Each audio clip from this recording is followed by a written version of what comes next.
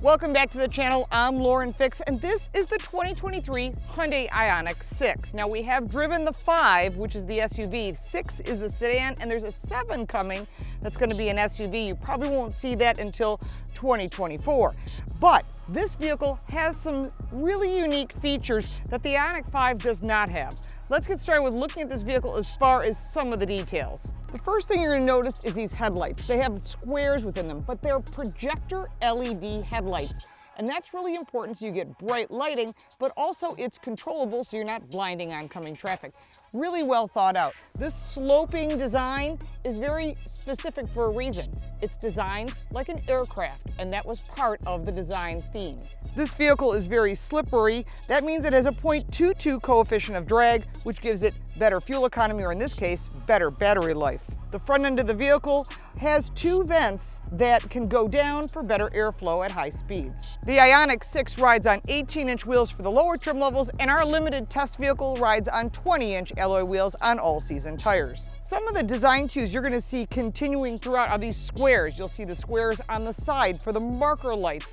You'll also notice some of these silver details that really are crisp and clean and modern, but the ideas that make this vehicle very slippery. And part of that is these door handles go flush when the door is locked. Also, there's a square on it, which is what you use to lock it. You just touch the button and the door is locked.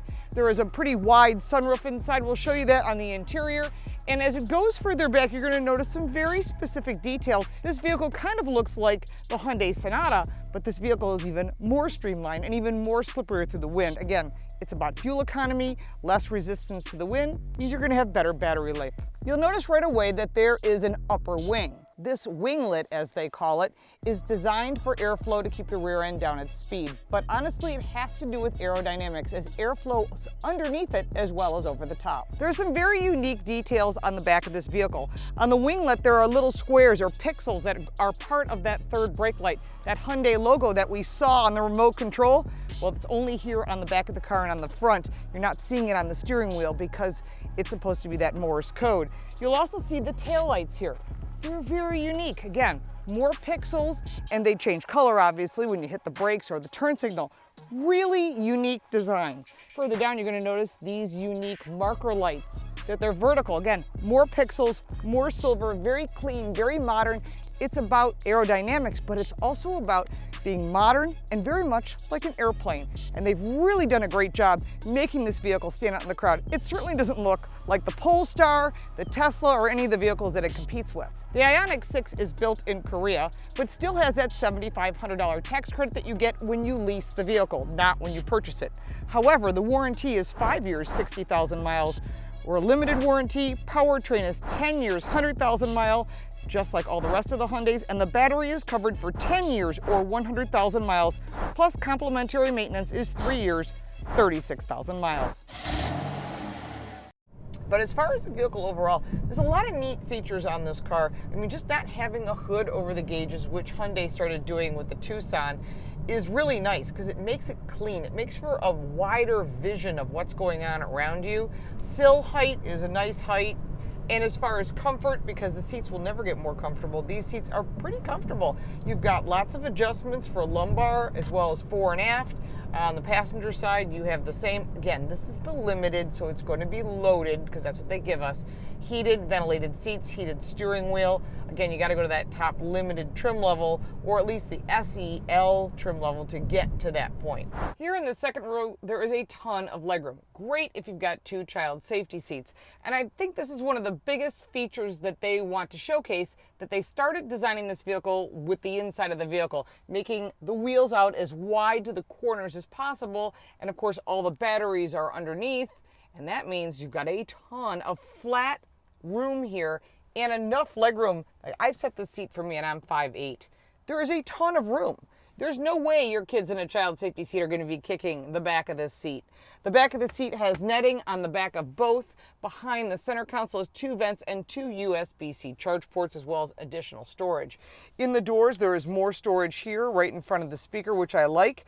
Of course, you get your window lifts and that long handle again here for your door pull and your door opener. Really nicely done. This vehicle does seat 5. And when you pull down the armrest, there is the cup holders as well. When it comes to technology and features, is a 12.3-inch center screen and a 12.3-inch gauge cluster. Now, there's a lot more than just what appears on the surface. Besides the fact that there is Apple CarPlay and Android Auto, however, it is wired, this is one of the neatest features. There are 4 dots here in the center of the steering wheel. So instead of the letter H, which you would see in any Hyundai product, they decided to make this 4 dots. But in Morse code, 4 dots is the letter H, which is kind of cool. So something neat. It also can communicate with you when you ask for the assistance of the voice command. It'll change colors. See it changing colors? And speaking of colors, there are 2 ambient color choices that you can use. One goes along the dash, and the other one is in the door. So you've got 2 different stages of that. On the left side of the steering wheel, you've got all your pages, your highway assist, your drive modes here. When you press this button, you have 3 modes: Eco, Normal, Sport. Now check out the buttons in the center. Eco, Normal, Sport. That's kind of cool. On the right side is all of your communications for other things. Your favorite button is right there. Now your shifter is right here. So it's forward, twist forward, neutral, reverse, and park. Very easy to use. You've got shifters here. Now these are not paddle shifters. This is for the regenerative brakes. If you bring the paddle on the left all the way down, it goes into 1 pedal drive, even in the normal or eco mode, which is kind of cool. Got your regular lights there, and of course your wiper blades here. Going to the center screen, you've got your EV mode, so it'll tell you how efficient you've been driving, which is nice to have, especially people get range anxiety. And then charging information is here. There's a lot of additional information. Additionally, you have your map, navigation, phone projection, voice memo, climate, your seat heaters, which is for ventilation. Your warmer and ventilation is right here. There's other ways to get to this as well. And of course, the heated and the cooled are easy. Heat, window down, or cooled. Wow, that reacts pretty quick. I got a hot butt right away. And then of course, the steering wheel. All kinds of additional controls here for the climate are right there. If you swipe to the left, you get your time, your charging, because the batteries are underneath. We showed that too when we discussed the design. And then of course, the range and so forth. Going this way one more further, radio, media, BlueLink. Now BlueLink is BlueLink 2. And there's some interesting updates on that. The BlueLink app will tell you the state of your charge when you're planning your charge. The BlueLink Plus app is updated for this vehicle. It is to check the state of charging, plan your charge, start and unlock, your cabin temperature, and so much more. Comes standard now on all vehicles for 3 years at no charge. And they're going to offer it now for used cars, which I guess they didn't in the past. Digital Key 2 is also included, so your phone or your watch can be used with Apple or Android Auto for unlocking the car, starting the car, and even sharing a code for someone else to drive. Your climate control is next to your EV button. If you press this button, it's the same as the one that's on the center screen to access the seats or any of the climate. Above this, you've got your map, navigation, media, your favorites, your tuning. You can tune this way here. And then when you press the parking, it gives you a round view camera, which is great for visibility, which we discussed while driving. Further down, you have wireless charging, a USB-C connector, more places to put items and things, 2 cup holders, and then they took everything off the door that you would expect on the door. And that is the locks and the window lifts are here, including the child safety locks. They move those here to the center. Further back, we've got the coolest remote control. One of the coolest design cues is this remote control. Turn it sideways, you've got the Hyundai logo. Turn it this way, you've got lock, unlock, your auto start, and your hold for your alarm. But then, flip it over this way, and you've got your smart park system and the ability to open your trunk. Very cool design, very modern, the whole key fob, very nicely done, Hyundai. Under the glove box, you've got more charge ports. One of the nicest things is this dash, and you can really see it with the sun on it, the different variants that are there. And as you go all the way across, you'll see that the pattern that's on the brake lights are here as well, all these squares. and nice and clean door panels. Bose audio system. I've got to show you one thing that I really like about the doors. One of the things I like about the doors, this is a handle all the way across. It's not just clean, but if you ever have to grab the door to close it and maybe you're shorter or it's uneasy to grab, you've got a full grab handle here, which is really nice. And again, materials are pretty cool. Aluminum materials here, your door opener, and your memory seating. Underneath the center console is essentially a bridge. So there's more storage underneath here. There is a mat that again carries that square pattern that you see like in the taillights. Lots of storage in this vehicle. There is also power sunroof. It's not huge, but it is very wide. The overhead console has the blue link button as well as an SOS and all your lighting. I've also loved some of the safety features that are standard in this vehicle. Now, all their vehicles have been clearing IIHS Top Safety Pick Plus, the 5-star National Highway Traffic Safety Administration safety limits. That's really important. But it has my favorite, and only Hyundai, Kia, and Genesis offer it, is when you put on your turn signal, what happens, and I'll put on my turn signal here, you can see the gauge on the right becomes a camera showing me what's going on behind me. That is actually brilliant, and I'm surprised more brands haven't picked up on that, because that is a safety feature that I think everyone needs. You get distracted with everything in life. But as far as safety, it's got forward collision warning. It has the new highway drive assist. So what it'll do when you put on the highway drive assist, I can do that for you right here. You press this information, and we'll turn on the cruise control. And what it's going to do is it's going to tell the distance between me and the vehicle in front of me. And I can set all of these settings, say okay. And what it'll do is it will keep you within the lane. You can take your hands off the wheel. Nah, it's not self-driving. There's no such thing. Don't let anyone kid you. So this has the highway assist too. It tracks your eyes. So if you're looking away, that's not good. Under the hood is about a ½ foot of additional storage, a great place to put your charging cable. But when you're talking about underneath the vehicle itself, there are 3 different versions when it comes to the performance of this vehicle. There's a 53 kilowatt battery with 240 miles of range. That's 149 horsepower and 258 pound-feet of torque. Does 0 to 60 in 9 seconds. There's also a 77 kilowatt hour battery pack that has 316 miles of range. That's 225 horsepower, 258 pound-feet of torque. The rear-wheel drive version does 0 to 60 in 7.4 seconds. But you can also get that with a all-wheel drive package, which is 320 horsepower, 446 pound-feet of torque. 0 to 60 time for the all-wheel drive is 5.1 seconds. What's nice about this all-wheel drive system is that the all-wheel drive will disconnect the front motor when it's not needed to increase the range. The batteries underneath the vehicle are liquid-cooled. Rapid charging for an 800-volt architecture of all the trim levels is 18 minutes from 10 to 80%, and can also charge on a 400-volt architecture. Home charger is 7 hours on a level 2 charger. There's also vehicle-to-load charging, so while your vehicle's charging, if you want to charge your laptop or something else, you can plug it into that vehicle-to-load connection. One-pedal drive is also one of the features that's available on this car. Drive modes are Eco, Normal, and Sport. Hyundai states there's going to be additional powertrain sounds that they'll be downloading in the future. So we're here on the highway to start. We've driven some of the back roads and we'll continue to drive throughout the day here in Phoenix. But one of the things I really like about this car is you have no idea that it's an electric or gasoline. If you're used to driving a gasoline or an EV, you're going to enjoy this experience. It's so quiet in here. So they've got insulated glass.